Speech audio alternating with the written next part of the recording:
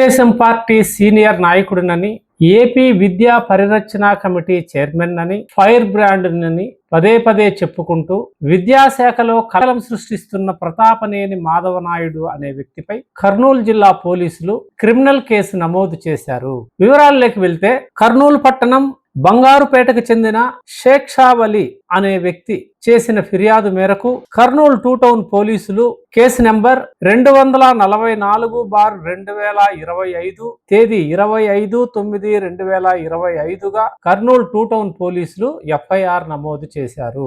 ఈ ఎఫ్ఐఆర్ నమోదు చేయక ముందు షేక్ షావలి ఫిర్యాదు పైన ఇది నాన్ కాగ్నిజెన్స్ అఫెన్స్ అయినందున పోలీసులు స్థానిక ఎక్సైజ్ కోర్టుకు ఈ విషయాన్ని నివేదించి స్థానిక మెజిస్ట్రేట్ అనుమతితో బిఎన్ఎస్ఎస్ 351 సబ్సెక్షన్ 3 ప్రకారం స్థానిక కోర్టు అనుమతి తీసుకొని పోలీసులు ఈ కేసు నమోదు చేశారు. విషయానికి వస్తే షేక్ షావలి అనే వ్యక్తి లాంగ్వేజ్ టీచర్స్ అసోసియేషన్ జనరల్ సెక్రటరీగా ఎల్టీఏ అసోసియేషన్ పేరు ఎల్టీఏ జనరల్ సెక్రటరీగా ఉంటున్నాడు. ఈయన గతంలో లాంగ్వేజ్ పండిట్గా పనిచేశాడు.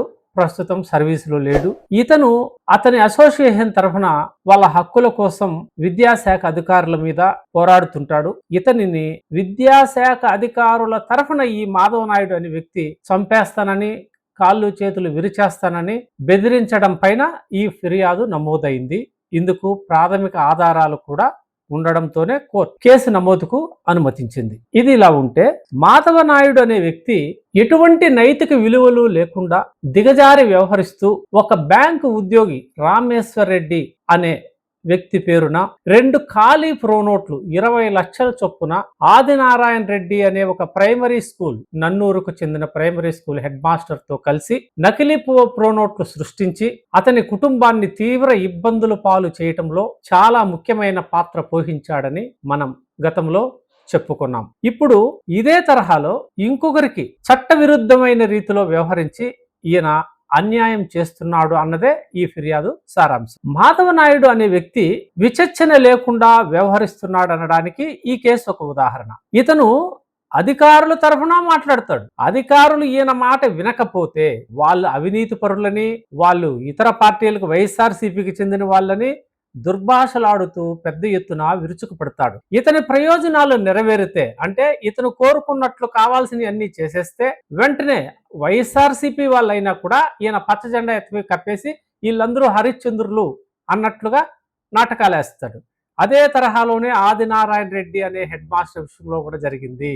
ఆదినారాయణ రెడ్డి వైసీపీకి చెందిన వ్యక్తిని ప్రచారం చేసిన ఇదే మాధవనాయుడు అతని నుంచి లబ్ధి పొందాక వెంటనే అతని సస్పెన్షన్ ఎత్తేయండి, ఇదే మాధవనాయుడు ఫిర్యాదు పైన నా చేత బలవంతంగా ప్రోనోట్లు రాయించాడని చెబితే గవర్నమెంట్కి ఫిర్యాదు చేస్తే విచారణ జరిపి ₹1 కూడా ఇవ్వకుండా 2 ప్రోనోట్లు 40 లక్షల రూపాయలు విలువ చేసేటి వీళ్ళు సృష్టించింది వాస్తవమని గుర్తించి అధికారులు ఆదినారాయణ రెడ్డిని సస్పెండ్ చేస్తే ఇదే మాధవనాయుడు అతని నుంచి లబ్ధి పొంది మళ్ళీ ఇతని మీద సస్పెన్షన్ ఎత్తేయండి, ఆదినారాయణ రెడ్డి చాలా మంచి బాలుడు అని చెప్పి ఈయన కితాబులు ఇస్తూ లేఖలు రాశాడు.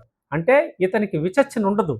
ఇతని నేపథ్యము అంత ఊసరి వెళ్ళి టైప్. సమయానికి రంగులు మారిపోవడంలో ఇతని మంచి దిట్ట. నైతిక విలువలు అనేటివి ఎక్కడే గాని ఈయన జీవితంలోనే కనిపించిన దాఖలాలు లేవు. ముఖ్యంగా ఈయన నేపథ్యం ఒకసారి మనం పరిశీలిస్తే ఈ మాధవనాయుడు అనే వ్యక్తి చిత్తూరు జిల్లా గంగాధర నెల్లూరు మండలం అక్కమనాయుడు పల్లికి చెందిన వ్యక్తి. ఇతని తల్లిదండ్రులు కాశీ రత్నమ్మ నరసింహనాయుడు. ఇతనికి ముద్దుగా మాధవనాయుడు అని పేరు పెట్టుకున్నారు. పాపం ఆ తల్లిదండ్రులకు ఈ బిడ్డ భవిష్యత్తు ఎలా ఉంటుందో వాళ్ళకి అర్థమైనట్లేదు. ఏ తల్లిదండ్రులైనా తమ బిడ్డ గొప్పగా ఉండాలని ఊహించుకుని దేవుడు, ఆ దేవుడు ఈ దేవుడు అంతా ఎందుకు, అసలు దేవుడయ్యాను అన్నట్టు మాధవుడిని పెట్టేశారు.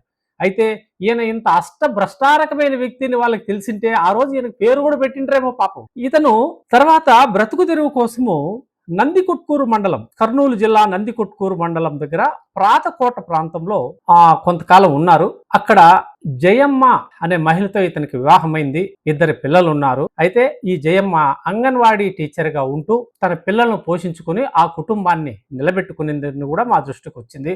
ఆమె చాలా మంచి వ్యక్తిని కూడా విన్నాం. ఆమె లేకుంటే ఆ కుటుంబమే ఉండేది కాదని కూడా మా దృష్టికి వచ్చింది. తర్వాత కొంతకాలం ఆత్మకూరు సమీపంలోని, కర్నూలు జిల్లా ఆత్మకూరు సమీపంలోని కరివేనాలో డిగ్రీ కాలేజీలో ప్రైవేట్ లెక్చరర్గా కొంతకాలం ఈ మహాశయుడు మాధవ నాయుడు అనే వ్యక్తి పనిచేసినట్టు కూడా మాకు సమాచారం అందింది. ఈయన మెథడ్ ఆఫ్ ఫ్రాడ్ అనేది ఎలా ఉంటుందంటే, ఇద్దరి వ్యక్తులను తీసుకొచ్చి గొడవ పెట్టేస్తాడు, కీలకంగా గొడవ పెడతాడు. అక్కడ మాట ఎక్కడ, ఇక్కడ మాట ఎక్కడ, ఇదే పని ఆయనకి. తర్వాత వాళ్ళిద్దరిని మీరు కొట్లాడుకోవద్దండి, నేను పంచాయతీ చేస్తా రాండి అని ఇద్దరిని కూర్చోబెట్టుకుంటాడు. ఇద్దరి దగ్గర కావాల్సినంత లబ్ధి పొంది వాళ్ళిద్దరిని కాంప్రమైజ్ చేస్తా ఇంకెళ్ళిపోండి అని. అంటే చట్టం అనేది ఇతని దగ్గర ఏం పని చేయలేకపోతాంది. ఈయన సమస్య సృష్టించాడు, ఈయన సమస్య పరిష్కరించేదానికి ప్రయత్నం చేస్తాడు. ఈ కాలము ఎంతో రోజులు నడవదు. మాధవ నాయుడు అనే వ్యక్తి మానవత్వంతో ఆలోచన చేయాలి. నిద్ర లేచినప్పటి నుంచి ఎవరు దొరుకుతారా, ఎవరిని మనం టార్గెట్ చేసుకుందామా అనేదే ఈయన లక్ష్యంగా కొనసాగుతా ఉంది. ఈయనకుండే పెట్టుబడి ఏంటంటే, తెల్లగా 2 బట్టలు వేసుకుంటాడు, ఒక ప్యాంటు షర్ట్, ఇంట్లో నుంచి బయట వచ్చేస్తాడు. తర్వాత నాయుడు అనే ఒక హోదా తగిలించుకుంటాడు, ఇంకా ధ్వంసం చేసేసుకుంటూ వెళ్ళిపోతాడు. దొరికినోని దొరికిన ఆ నోటికి హడ్డు అదుపు ఏముండదు. అసలు చంద్రబాబు అంటే ఎంత వాయినంత అనే మాటలు ఇంకా మనం మాట్లాడకూడదు. ఒక గౌరవ ముఖ్యమంత్రి అనే భావన కూడా ఇతనికి ఉండదు. వాళ్ళంతా ఎంత నా ముందరని మాట్లాడతాడు ఈయన. సో విద్యాశాఖలో ఇప్పుడు లోకేష్ పేరుతో ఇతను చేసే దందాలకి దద్దరిల్లిపోతున్నారు అధికారులందరూ. అసలు డబ్బులు కావాలని బహిరంగంగా మెసేజ్ పెట్టేస్తాడు. ఆ రామేశ్వర రెడ్డి అనే వ్యక్తికి కేసు విచారణకు వస్తే డిఈఓ వాళ్ళందరూ ఈ మాధవ్ నాయుడు అనే వ్యక్తి నాకు డబ్బులు కావాలని నేరుగా మెసేజ్లు పెట్టారు. అతని ఫ్రెండ్స్కి అంత మెసేజ్ పెట్టాడు. అసలు ఇంత బరి తెగించిన మనిషిని మనం సొసైటీలో గమనించాం. అరే, రామేశ్వర రెడ్డి అనే కుటుంబానికి మనం నకిలీ ప్రోనోట్లు తయారు చేసి వాళ్ళని హింసించాము. తద్వారా వాళ్ళ భార్య కన్నుచూపు కూడా పోయింది. ఒక కన్ను కనపడదు రామేశ్వర రెడ్డి భార్యకి టెన్షన్లతో. మగవాళ్ళంటే ఎన్నో పడతారు, ఇంట్లో ఆడవాళ్ళు ఒత్తిడి గురైపోతారు. ఇతని వల్ల ఆమె కళ్ళు కోల్పోతే మళ్ళీ వాళ్ళు 5 లక్షలు ఈయనక డబ్బులు కావాలని చెప్పి డిమాండ్ చేస్తాడు. రామేశ్వర రెడ్డి ఎందుకు ఇస్తాడు నీకు డబ్బులు? నువ్వు వాళ్ళకు ద్రోహం చేసి నువ్వు నేరస్తుడిగా నిలబడి మళ్ళీ వాళ్ళని వేధిస్తావా? వాళ్ళు ఇవ్వలేదని ఈ పక్క ఆదినారాయణ దగ్గర లూటి చేశాడు.